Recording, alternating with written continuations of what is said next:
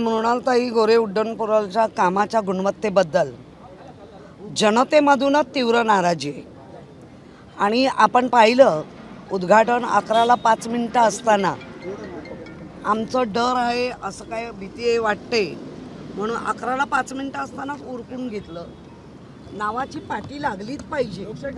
हा जो काय घाईचा सवय झाली आहे या भाजपला, त्यामुळे क्वालिटी शार्पना म्हणजे ज्याला आपण फिनिशिंग हे कुठेही ब्रिजवर दिसत नाही आहे. आणि ज्या पद्धतीने 2018ला या प्रकल्पाचे कंत्राट सुमारे 2018 साली 170 कोटी अंदाजे खर्च वर्तवलेला होता. मात्र काम पूर्ण होईपर्यंत याच्यामध्ये 45% वाढ झाली. आता जर 45% म्हणजे 248 कोटीवर हा प्रकल्प गेला आणि मूळ अंदाजाच्या माहितीप्रमाणे 45% वाढले. आता त्याच्यामधला 2 वर्षाचा कोविड काळ, 2-2.5 वर्षाचा आणि मधली 4 वर्ष प्रशासकाची, या 6 वर्षात नक्की हे 45% कोणासाठी वाढवले गेले, कसे वाढवले गेले, ह्याची उत्तरं जनतेला मिळालीच पाहिजे. आणि ज्या पद्धतीने भीम राणीसारखा टोल आवाज की आम्ही कुठलंही टेंडर वाढवू देणारच नाही. अरे बाबा, जे आधी वाढले त्याच्यावर बोला. वाढवू नाही देणार. ते 4 वर्षात आम्ही नव्हतो म्हणूनच वाढले होते. तुम्ही जे आता टेंडर कॅन्सल केलं सांगताय ना, ते कॅन्सल तात्पुरत्या स्वरूपात करून परत 45-50% वाढवून, त्यामुळे ना उगाच मुंबईकरांना भूलतापा देऊ नका. मुंबईकरांना कळलेलं आहे. परवा 2-3 दिवसापूर्वी एका म्हणजे मला आता त्याचं नाव नाही आठवत आहे, की भ्रष्टाचार होतो का असं त्यांचं म्हणणं होतं. तर त्या व्यक्तीने सांगितलं, मला वाटतं RTIवालेच कोणतरी पुण्यातले होते, त्यांनी सांगितलं भ्रष्टाचार केंद्रापासून ते अगदी ग्रामपंचायतीपर्यंत होतो. मान्य केलं त्यांनी, होतोच. पण तो चमच्यानी होत होता. आताचा भ्रष्टाचार हा पातेलात तोंडाला लावलाय. मग आता जर अशा त्यांच्याकडे त्या माहिती असतील तर आपण काय बोलावं. म्हणजे हे सगळ्या मुंबईकरने, महाराष्ट्राने, देशाने ऐकला असताना हा इंटरव्ह्यू जर पातेलात तोंडाला लावलं आणि वर पातेला लावूनही डकारच देत नाहीत आणि फक्त दुसऱ्यावर भोकायचं कळतंय. एका प्रत्येक वागणुकीमध्ये उद्धवजींची आठवण झाल्याशिवाय ह्यांचं राजकारण पुढे जातच नाही. आपण आधीचेही ब्रिज बघा ना, ह्या 1 वर्षात किंवा 1.5 वर्षात, 2 वर्षात, DLP संपायच्या आधी किंवा DLP संपल्यावर ह्याचं काम निघतंय की नाही बघा. आता नुसतं एवढ्या कडक उन्हामध्ये चावी मारल्याबरोबर ते वितळलं. ह्याचा अर्थ काय. आणि जे आपण गाडीची टेस्ट करतो, ज्याला आपण गाडीमध्ये बसल्यानंतर जमलिंग होता का म्हणे, ते होतो आहे. तर ते होताना दिसत नाही. आणि स्वतंत्र म्हणजे त्रिपक्षीय ह्याची गुणवत्ता चेक करायला पाहिजे. Core test, UPV test, rebound hammer test हे व्हायला पाहिजे. रिबाउंड होती आहे गाडी, सतत ती जम करूनच निघते. याचा अर्थ असा होतो की जेणेकरून, आणि आता समजा दोष आहेच, महापौरांनी उद्घाटन केलं आणि लगेच बघायला पण येत आहेत. मग उद्घाटन करायच्या आधी हे कळलं नाही का? हे तुम्हाला मुंबईकरांनी, अंजण आणि विरोधी पक्षांनी डोळ्यात काजळ घालायची का तुमच्या? नाही तर भोका आहेत का डोळ्यांची? आता काय प्रश्नच आहे.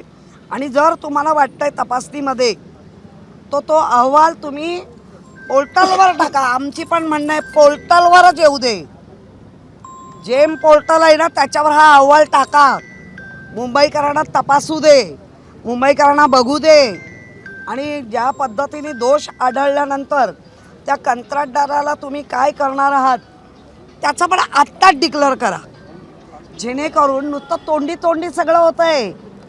100 दिवसात आम्ही काय स्टँडिंगचं अंडरस्टँडिंग बंद केलं. अहो स्ट्रिंग ऑपरेशन येत आहे हो तुमचं, कोणाला सांगता बंद केलं? तिथे बंद केलं असेल, पण तुमच्या सगळ्यांच्या ऑफिसमध्ये चालू आहे.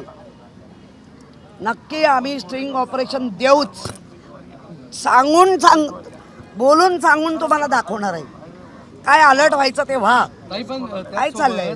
3 वेळा जर पैसे वाढवत असतील एका उड्डाण पुलासाठी, तर यासाठी काय म्हणावं? कारण की अधिकारी म्हणतात की याची क्वालिटी चांगली आहे, म्हणजे त्यांच्याकडून प्रेस नोट काढण्यात आली, त्यामध्ये जर अधिकाऱ्यांकडून थेट सांगण्यात आलं की क्वालिटीमध्ये कुठेही भाव केलेला नाही, क्वालिटी ही उत्तमच आहे. ही एक प्रोसेस असते ज्यावेळेस पूल बांधला जातो त्यावेळेस.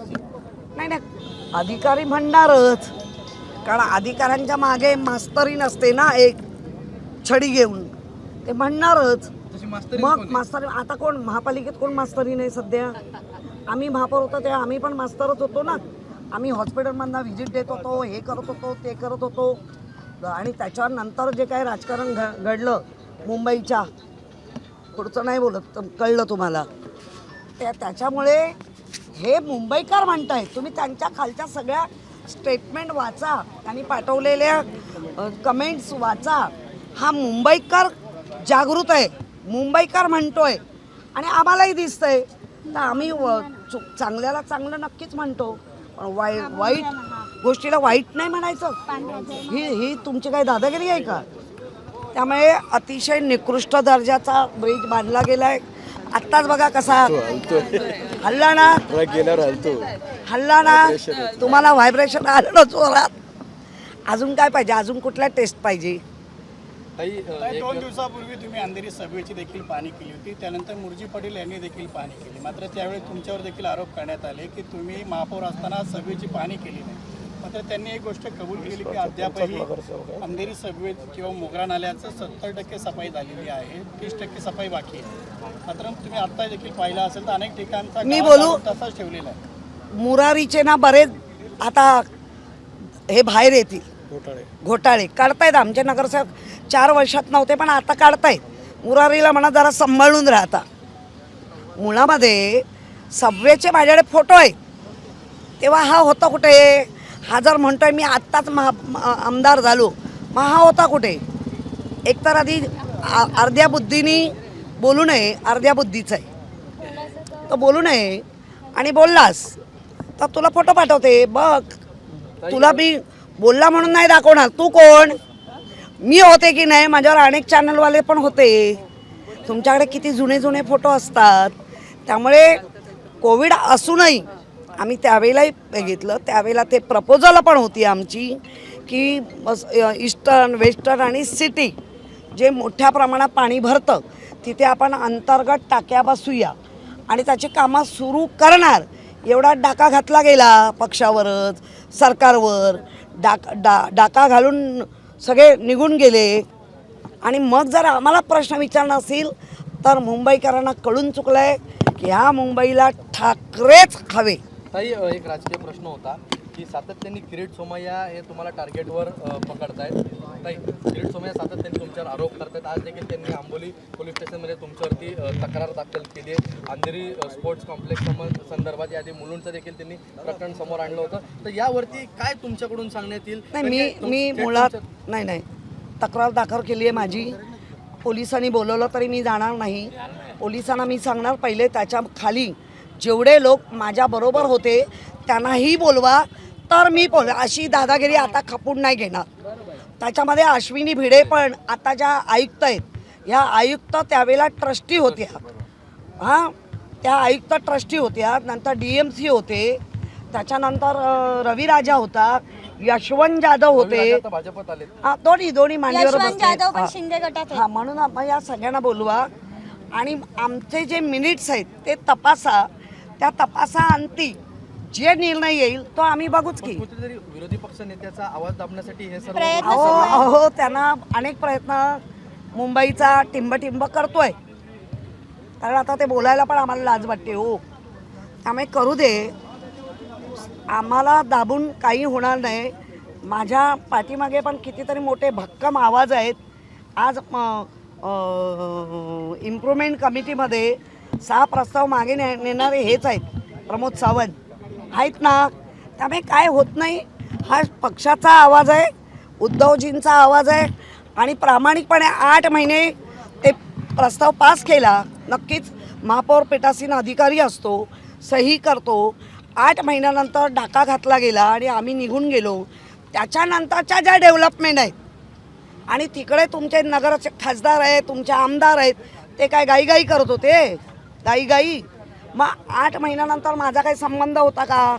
प्रस्ताव पास करून काम करणं. खंडर होतं, खंडर. त्याच्या आधीचे पण फोटो आहेत. आता ह्यांचे डोळे चमकले आहेत, ह्यांचा आतला मिथार्थ भाव वेगळा आहे. आम्हाला बदनाम करून काय नाही होणार. नियमाने जा आणि तुम्हाला घ्यायचं तर घ्या. खंडर झालेलं आता चकाचक झालेलं आहे, सगळं दिसतंय आता काय कसं मिळणार. आम्ही ती भावना ठेवली नाही.